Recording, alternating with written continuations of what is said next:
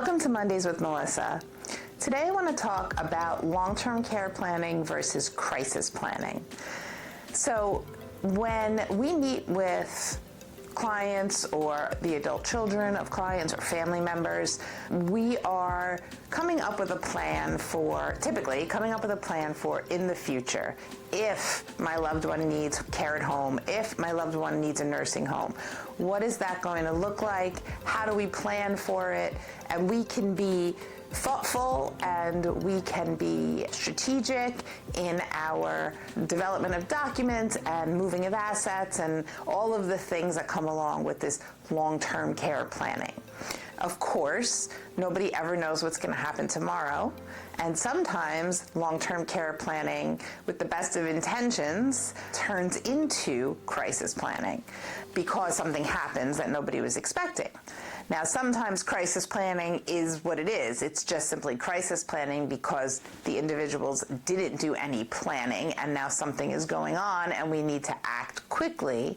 But really the major difference is that when we're doing long-term care planning, again, we can come up with these different strategies and ideas and come up with the best plan and listen to all of the issues and just work together in coming up with a sound plan moving forward, as opposed to a emergency meeting where mom or dad or your loved one is in the hospital and they're going to a nursing home for rehab, and then they're going to have to stay long term because they can't come home.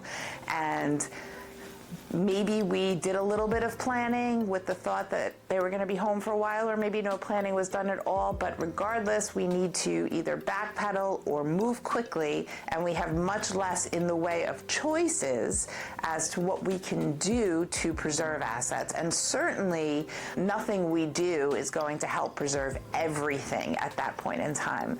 So we can always preserve approximately half of the assets, even if someone is going into a nursing home tomorrow and hasn't done any planning.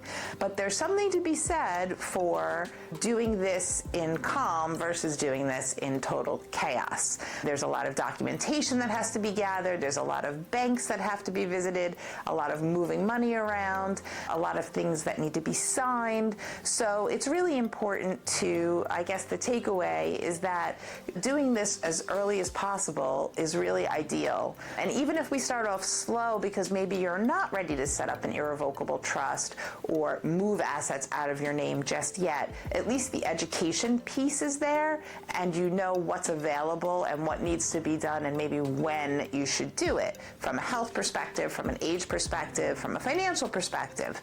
So really the terminology, long-term care versus crisis planning, or long-term care planning versus crisis planning, is you want to be thorough and thoughtful versus in the middle of chaos.